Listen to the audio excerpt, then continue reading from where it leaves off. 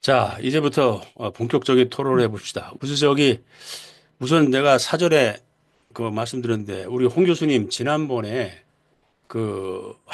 했던 이야기 한번 자세한 건 잊어버렸습니다만 굉장히 실제적인 말씀을 하셨었는데, 그거 좀 더 그때 못 들으신 분도 있고 그러니까 더 한번 리바이벌 해주시면, 좋겠습니다. 우리 머리를 좀, 아, 그런가요? 움직여주시고. 전에 제가 다석 선생님 이제 주제로 토론이 몇 차례 있을 때, 제가 참여했을 때, 제 머릿속에서 계속 이제 조금 퀘스천 마크가 있어서 제가 용감하게 얘기를 꺼냈던 것이 있었는데, 그게 아마 지 음, 목사님 예. 기억에 남으신 것 같아요. 그때 제가 갖고 있었던 궁금증이나 질문이나 의문은, 다석 선생님은 그냥 구도승, 음, 같은 이미지로 제가 뭐 책을 넓게 많이 공부한 건 아니지만 제가 이렇게 좀 본 분위기로는 음, 그런 이미지나 그런 개념이 강하게 남아 있거든요. 음, 음. 그래서 만약에 그렇게 따지면 다석 선생님에게 제가 오해일 수 있어요. 오해한 것일 수 있는데 지금 특히 정영민 목사님 말씀 듣고 보니까 그런 측면이 어느 분 소개하면서 쭉 얘기하셨는데 그런 측면이 있다고 분석이 되고 있는가? 이런 걸 제가 또 한번 깨닫긴 했는데, 어쨌든 지금까지의 저는, 자, 그런 다석 선생님에게 이웃이 어디 있지? 역사가 어디 있고, 이웃이 어디 있고, 이 현실, 음, 불의와 이 질곡으로 가득한 이 세상에서 음, 어떻게 살아야 한다는 것이지에 대한 답이 다석 선생님한테 있나? 이런 질문이 저한테 계속 있었거든요. 예. 그래서 그냥 속세와 이 세상에서 좀 떨어져서, 음, 그냥 이 돌을 닦는 사람 같은, 돌을 닦는 그런 구도승 같은 그런 이미지로 남아있다. 그것이 다석 선생님의 어떤 중요한 측면이라고 하면 저는 썩 그렇게 끌리다가도 잠깐만 거기서 막힌다. 이런 느낌인 거죠. 음. 에크하르트도 제가 뭐 깊이 공부한 건 아닌데 여기서 소개 듣고선 제가 뭐 짧게 봤더니 에크하르트도 그런 느낌이 저한테는 있거든요. 그러니까 그렇죠. 신비주의의 음, 맥을 잇는 분들한테서 느껴지는 공통적인 이미지. 그게 이제 역사에서 떨어져서 관조하고 음, 혼자 신과 합일 체험을 어떤 그런 추구하면서 뭔가 도 닦는 듯한 음. 이런 이미지가 저한테는 상당히 있다. 아까 정영민 목사님은 좀 다른 측면을 얘기하셨던 것 같아요. 어쨌든 그런 이야기를 전해드렸고, 사실 그거는 지금도 저한테는 그 부분이 가시지 않고 있다는 말씀을 드립니다. 전에 그런 얘기 말씀드렸었어요. 예. 윤신무님 드디어 등장하셨습니다. 홍 교수님 하신 얘기는 지난번에도 한번 윤신무님 때 그 얘기가 나왔던 거를 제가 다시 한번 오늘 리마인드 시켜달라고 했거든요. 어, 윤신무님이 좀 뭐, 이 얘기를 하시면 예. 좋겠네요. 우리 홍 교수님이 그 질문하신 내용, 우리 다섯 학회나 다섯 사상부에서도 상당히 고민하는 문제 중에 하나란 거를 말씀드리고 싶어요. 그 다섯 선생님의 현실 참여, 그것에 대해서 역사성, 그리고 정의에 대한 그런 실천, 그런 거에 대해서 뚜렷하게 말씀드릴 그런 것들이 약한 것이 있어요.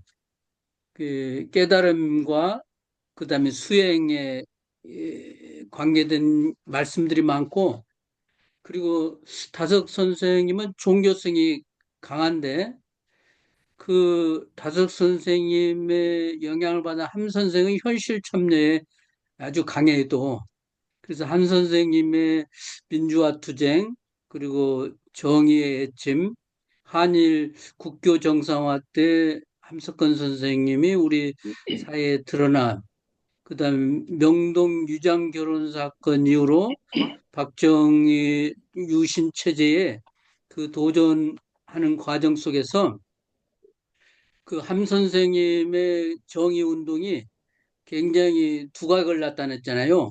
그래서 그의 선생인 다섯 선생님 거의 그 감춰진 거기에 비해서 상당히 가려진 부분이 있었는데 1995년 그 문화일보에서 다석이 돌아가시고 나서 문화일보에서 어, 박영우 선생이 다석의 사상, 다석의 생애를 어, 1년, 2년간 하시면서 다석이 알려지기 시작했어요.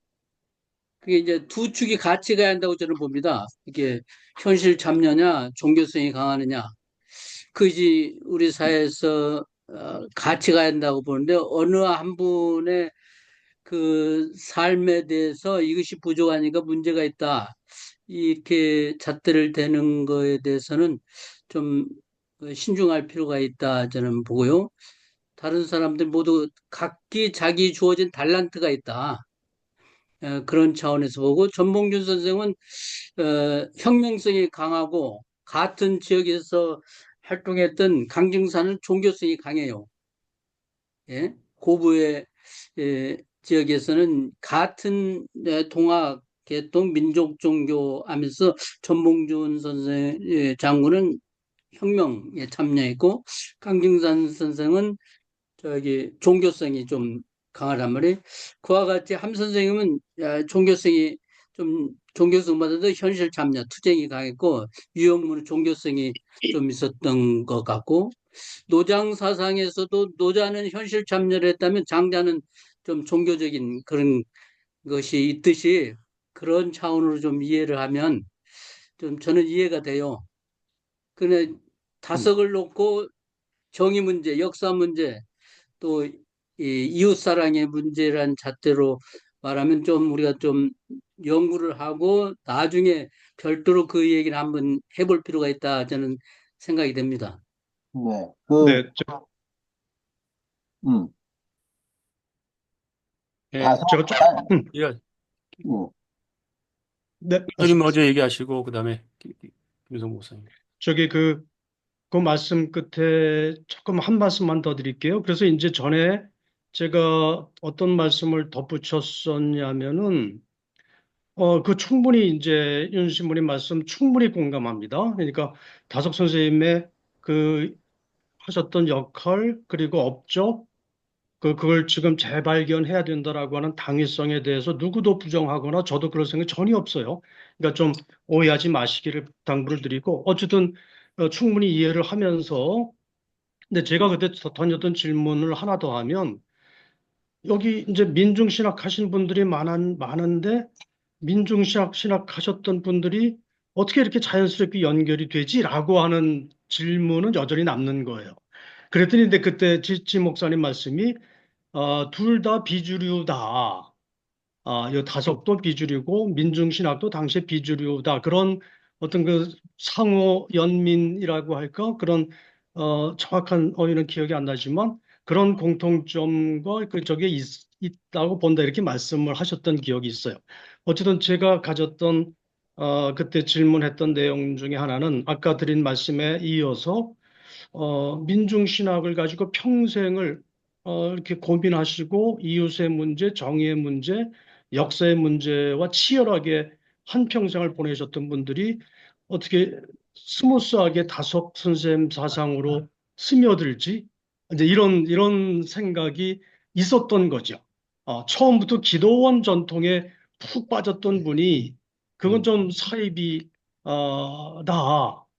이 다속 선생님의 이 구도 방법론이 훨씬 더 기독교에 가깝다라고 이렇게 가면은 충분히 이해할 수 있는데 예, 또 그런 느낌이 있었다는 얘기죠. 이제 사족이었습니다. 음, 예, 김성호 목사님. 네. 그러니까 오늘 제가 아까도 말씀드렸지만, 이게 복음이 그리스로 가면 그리스 정교회, 로마로 가면 로만 가톨릭 교회, 독일로 가면 루터 교회, 영국 가면 성공회, 그랬다가 이제 미국 거쳐서 한국으로 와가지고는 저는 생각하는데 다섯 교회가 탄생할 거다.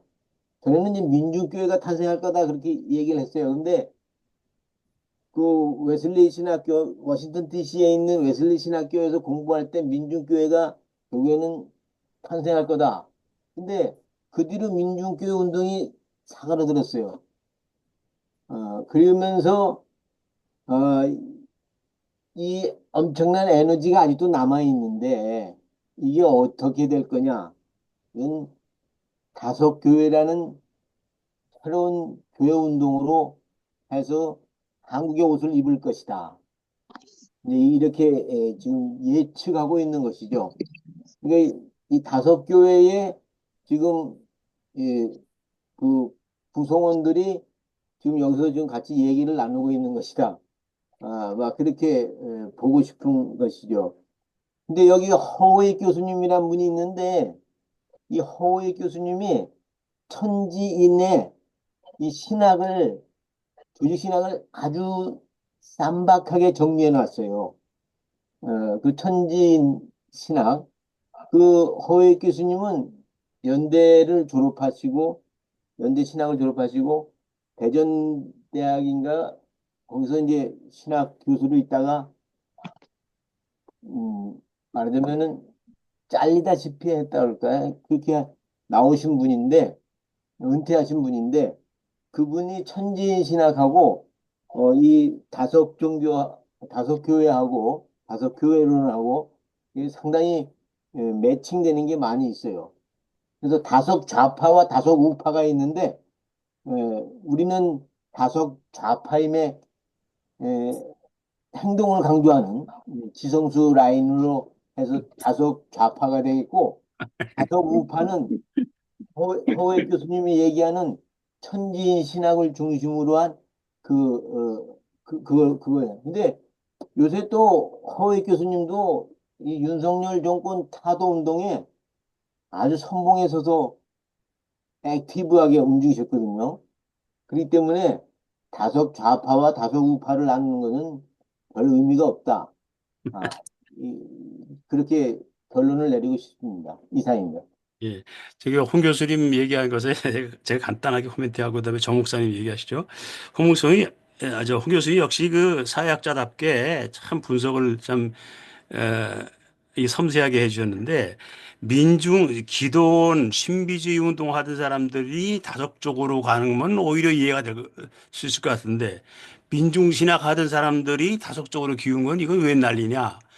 이 아주 진짜 날카로운 지적이신데 지금 생각하니까요 그렇네요. 왜 그러냐면 한국에서 기도원 중심으로 신비주의 하던 사람들은 경건주의 계통이 아니고 성공주의, 은사주의 주로 이런 쪽이거든요. 그러니까 한국의 기도원 운동이라는 것은 전혀 신비주의와는 상관이 없는 이제 그런 쪽의 흐름이기 때문에 그렇게 갈 가능성은 없었던 것 같다라는 그 느낌입니다. 정 목사님 아까 말씀하신 거 있잖아요. 예, 예. 저는 이제 박재순 선생님은 굉장히 그 본인의 책에 다섯의 민중 이해를 하려고 있어요. 한 챕터로. 그래서 저는 박재순 선생님의 시각은 좀 민중신학자들이 많이 좀 강조해야 되겠다. 저도 스스로 이제 저는 한신 출신도 아니고, 뭐, 사실 안병무 교수님 뵙긴 했지만 제가 암경구나 서남동 제자가 아닌 세대고, 그래서 저가 스스로 3세대다고 생각했는데, 뭐, 김진호 목사님이 스스로 3세대라고 하니까 저는 김진호 목사님 2세대인 줄 알았거든요. 그 의미가 있겠죠. 근데 그 다석은 40대까지 종로에서 살았어요. 사대문 안에 살았고 유복했기 때문에 도쿄로 유학을 갔지 않습니까? 그리고 대학 진학을 앞두고 깊은 고민 끝에 진학을 포기합니다. 왜 그랬을까? 본인은 그때 농사꾼으로 살기 위해 귀국하셨다. 그리고 본인 의식 속에는 민중을 부려먹는 양반 의식이 조선을 망하게 했다라고 봤습니다. 그래서 유영문은 스스로 이마에 땀을 흘리며 사는 농부를 이상으로 꼽고 평생 일하며 자신도 섬기는 삶을 살아야 되겠다. 그렇게 결심하고 다섯은 적어도 3대는 농사를 지어야 된다. 그래서 민중의 삶을 살아야 한다면서 새 아들과 뭐 이게 잘못된 얘기일 수도 있습니다. 새 아들과 딸 하나를 중학교 교육까지만 시켰다.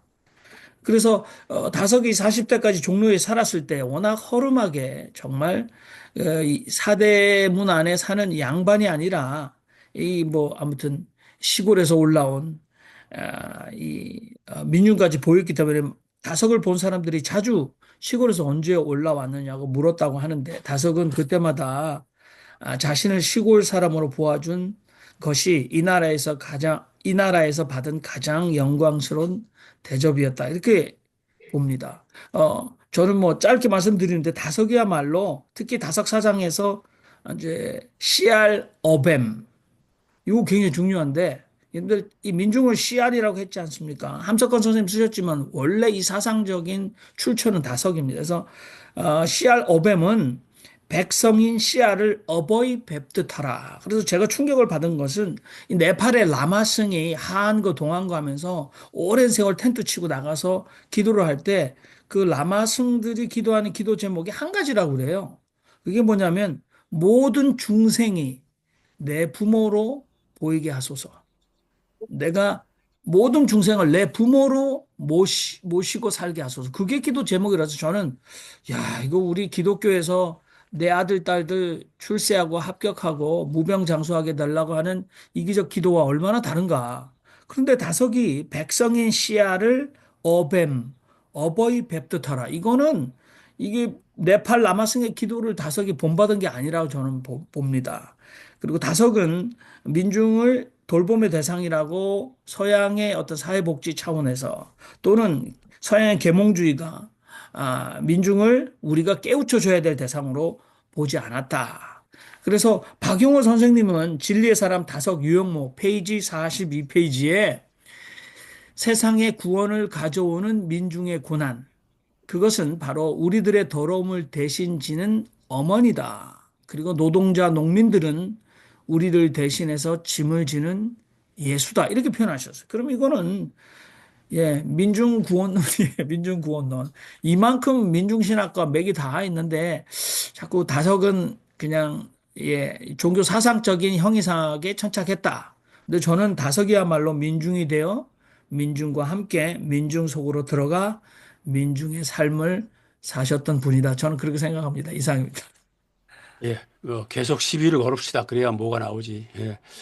우리 김상재 목사님, 예, 네. 현실 기독교계 지금 우리는 다 한 발쯤 빼고 있는 사람들인데 여기 두 발 다 담그고 계신 유일한 김상재 목사님이 느낀 바 얘기 좀 하시죠. 그, 저는 다스를 잘 모르는데, 여기 계신 어르신들 말씀을 들어보니까, 상당히 또 제가 그동안 잘못 알고 있었던 부분이 있고, 어쨌든 확실한 것은 다스의 어떤 그 고유성 내지는 경쟁력 내지는 가능성이 분명히 존재하고, 그것도 하나의 한국교회의 어떤 대안이 될 수도 있겠다는 생각을 합니다. 그리고 어느 사상이든 완벽한 사상 없기 때문에 다 빛과 그늘이 있고, 강점과 약점이 있죠. 그런 측면에서는 저같이 잠깐 이제 좌시하는 말도 들어야 다스 사상에 대해서 또 이해도나 전망에 대해서 좀 더 도움이 될 것 같아요. 그래서 그런 측면에서 몇 마디 말씀을 드립니다.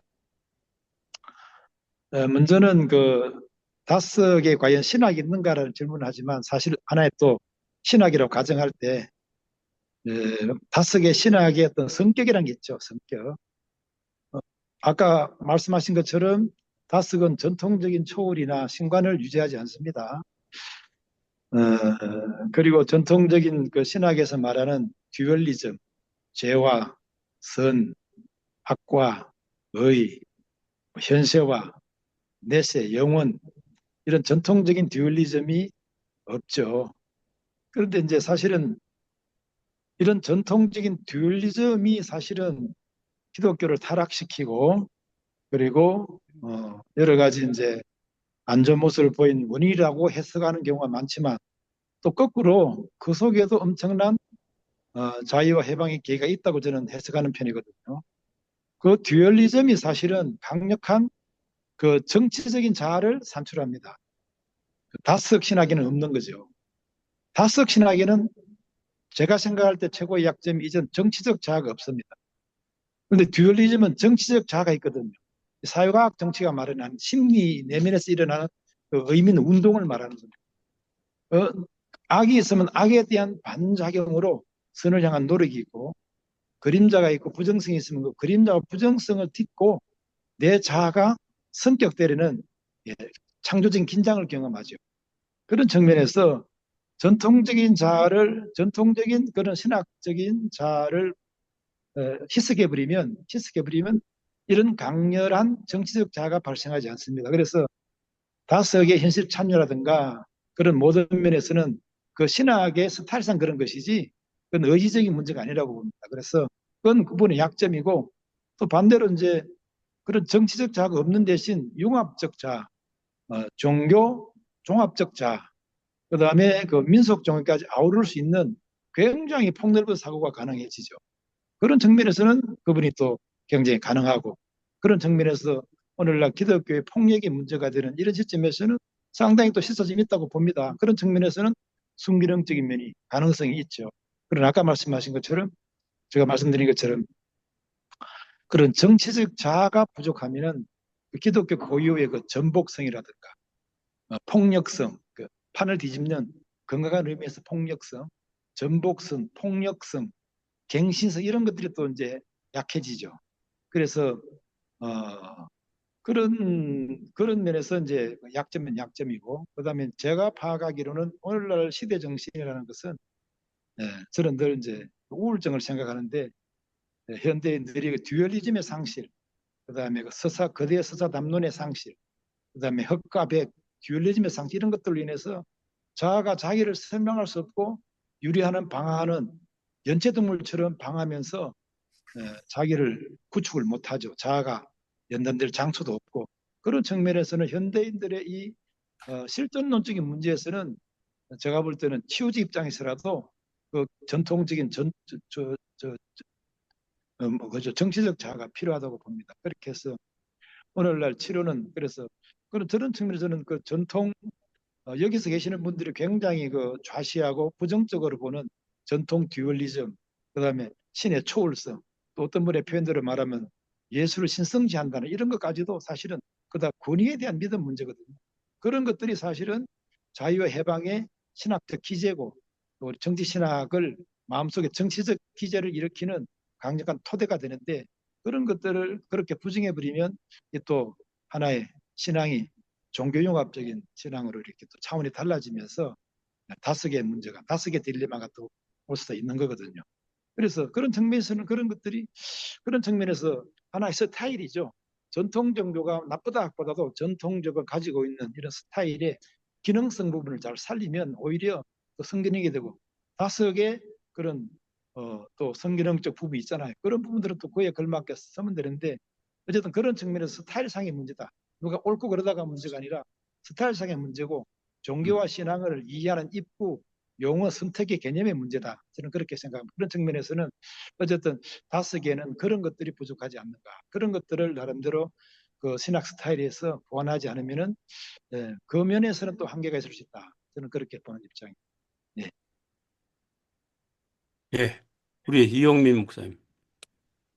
개인적으로 제가 다석을 보면서 우리 이 모임에 있는 분들의 어떤 생각들이 너무 기독교 세계관에 입각한 상태에서 다석을 이제 각자의 그 경험과 또 영성과 신학적인 그림으로 다가가려고 하는 그 작업이 어쩌면 다석 본질의 그 접근 방법이 아니다라고 저는 생각해요. 왜냐면 다석은 그 어디도 신학이라는 용어를 사용하지 않았고, 우리가 얘기하는 교회라는 용어도 가지고 어떤 뭐 전도나 선교적인 차원의 신앙생활을 얘기하지 않고, 유골도의 그 자기 나름대로 다 소화해낸 그 과정 속의 하나의 결과물이 이제 어떤 농사를 짓고 걸어 다니고 그다음에 수행을 하고, 또 가장 중요한 그분은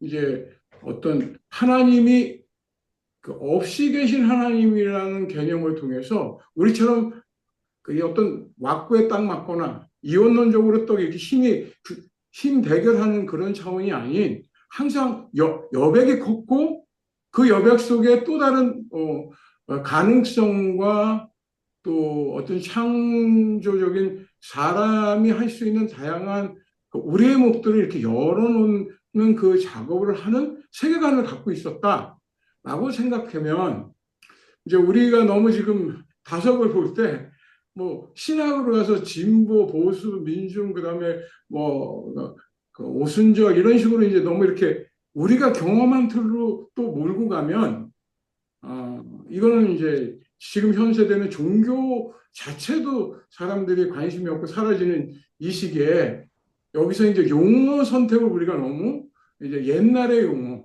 그다음에 그것도 몇 분들의 정리된 그것들을 계속 이렇게 반복하고 그냥 초보적인 수준의 어떤 알리려고만 하는 것보다 각자의 자기의 관점에서 좀 다석을 재해석할 수 있는 최선의 질문이라도 이런 공간에서 하나씩 이렇게 좀 계속 하나씩 잡고 이렇게 각자의 생각들을 나눈다면 엄청난 이제 발전이 되겠다. 특히 저 같은 경우는 라틴 아메리카 신학을 전공한 사람 입장에선 그 남미 신학이 갖고 있는 그 엄청난 뭐라 그럴까요? 그 신학적인 장점.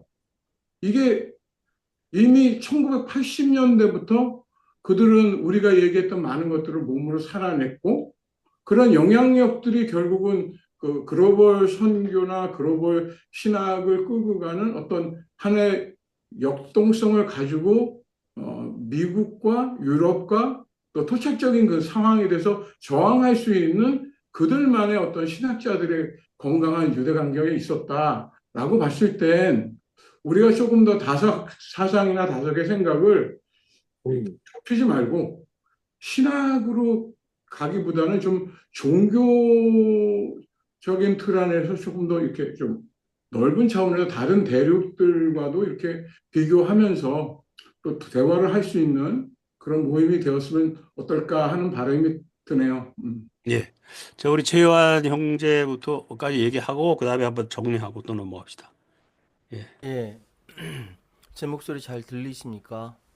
목소리는 잘 들리는데 화면이 화면이 문제죠. 이게 왜 반짝 그런지 반짝. 모르겠어요. 갑자기 그 오늘 대법원 그게 판결의 영향인 것 같아요. 예. 오늘 오후 내내 제가 일을 제대로 못했습니다. 하도 열받아서. 일단 제 의견부터 먼저 말씀드리도록 하겠습니다. 저는 우리 정영민 목사님께서 말씀하신 신학, 신앙, 성경, 거기에 대한 의미화, 내가 그것에 대해서 어떻게 의미를 부여하고 내 삶에 어떻게 적용하고 내가 그것을 어떻게 의미를 부여하는가 하는 이것이 굉장히 중요하다라고 생각을 하는데 기존 교회에서는 그런 의미화를 근본적으로 차단합니다. 어떻게 차단하냐면 무조건 믿어라.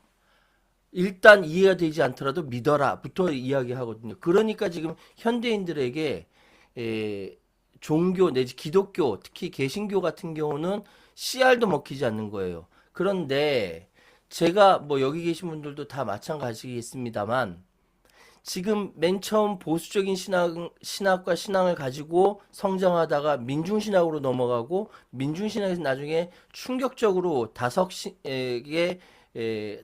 선생님의 말씀에 뒤통수 맞게 되는 이 과정을 살펴보면요. 제가 전형적인 저는 신학을 전공하지도 않았고 정치학을 전공한 사람인데 그럼에도 불구하고 그것이 저한테 적극적으로 다가왔던 것은 하나에 제가 거기에 대해서 의미화를 했기 때문에 가능하다라고 전 생각하고요. 그거는 삶을 통해서 이 다섯 선생의 전기를 보면서 그분의 삶을 통해서 제가 또다시 나한테 적용된 의미화라고 생각을 해요.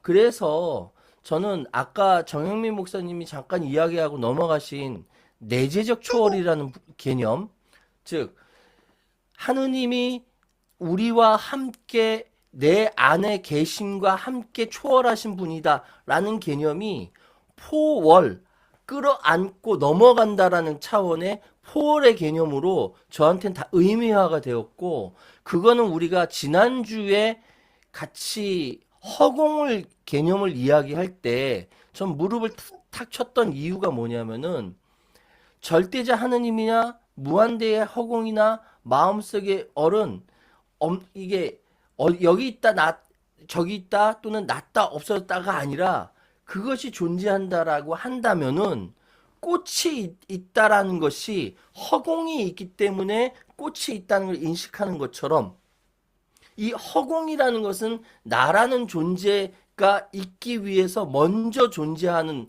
것. 그렇다고 한다면은 나와 허공은 분리될 수가 없는 것이죠. 하느님과 내가 분리될 수 없고, 전 그렇게 의미화합니다.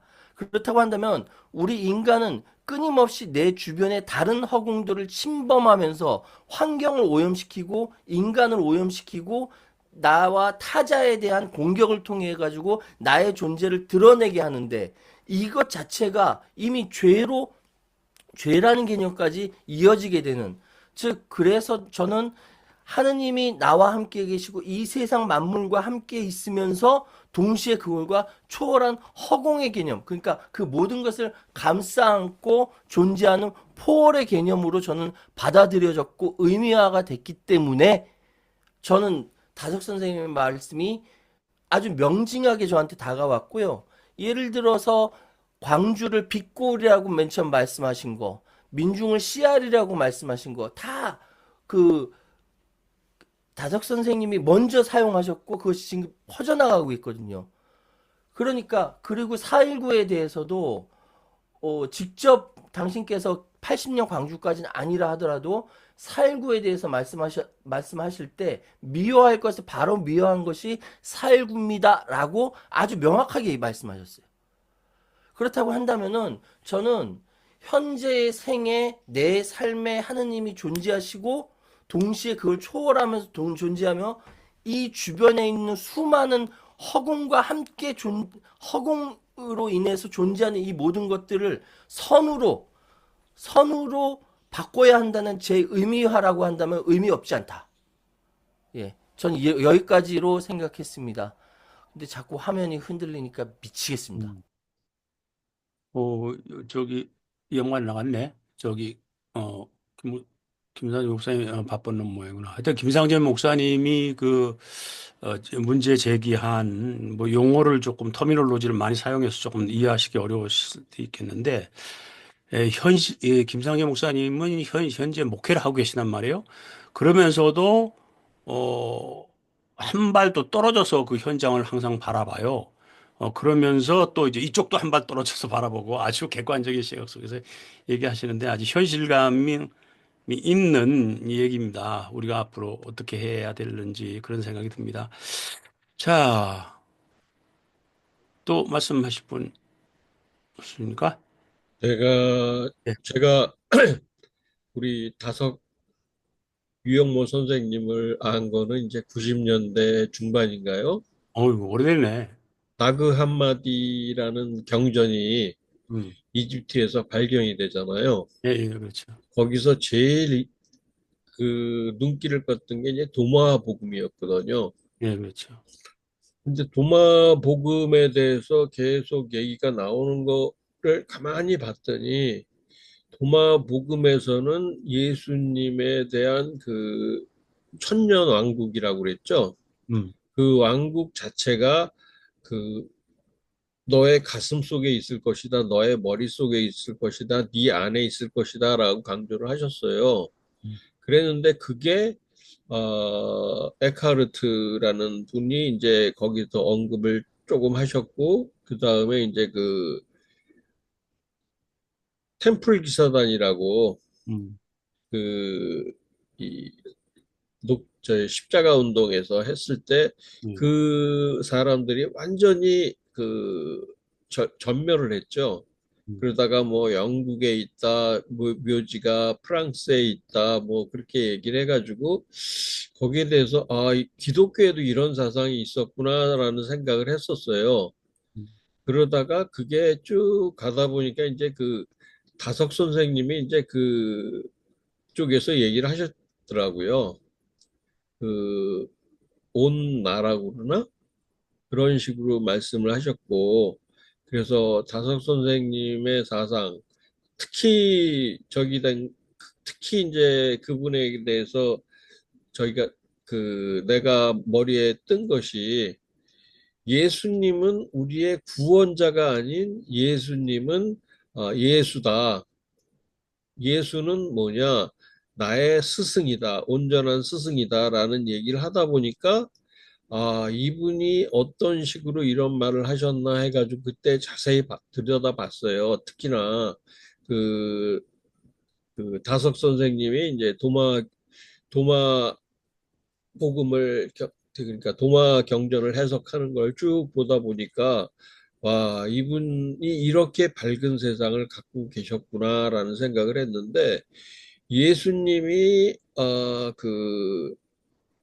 자칫날에 포도주를 바꾸는 기적을 행하고 나서는 예수님의 행적이 보이질 않았거든요. 근데 그거를 생각을 하다 보니까 팔레스타인 지방과 지금 지금의 아프가니스탄 그쪽하고 상당히 가깝더라고요. 그래서 그쪽으로 해가지고 우리가 흔히들 아는 간다라 간다라 쪽에 영향을 많이 받아서 그런 게 하지 않았나 생각이 들 정도였어요.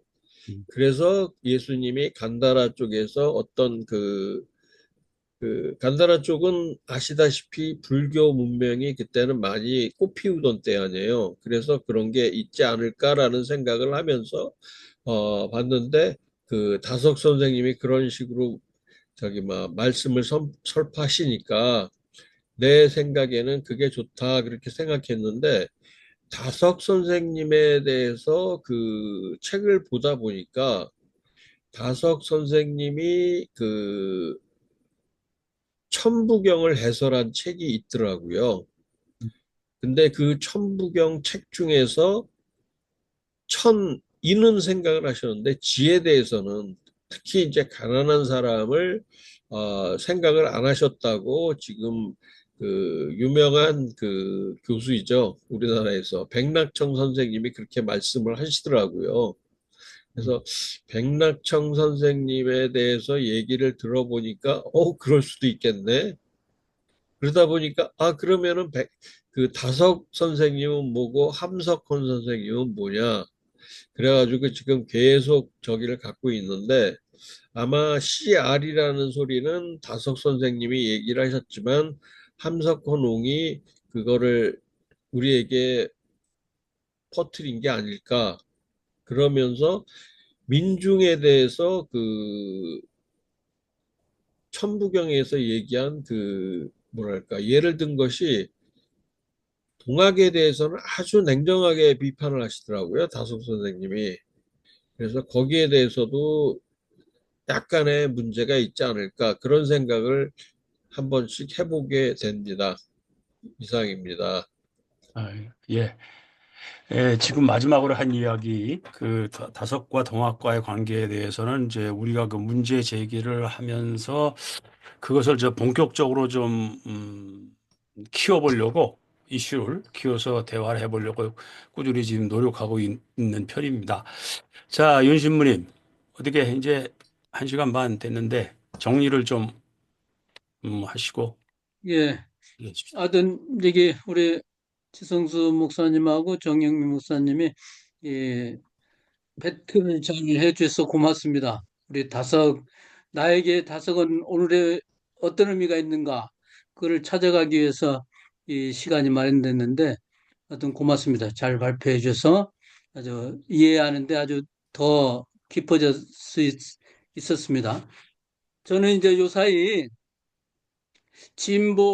우리가 진보 운동, 그동안 민주화 운동하면서 했던 이론도 좋고 아주 사회 변혁 이론 아주 좋잖아요. 그런데도 우리 사회에서 상당히 도전을 받고, 그다음에 진보했던 운동했던 분들이 정치에 참여하면서 안주하는 거에 대해서 굉장히 비판적인 그러한 시선이 있었잖아요. 근데 그 한상봉 철학자가 그런 비판을 하더라고요. 진보 운동이 좋고, 우리 사회를 변해간 건 분명한데, 하나의 문제가 있었다. 영성이 없었다.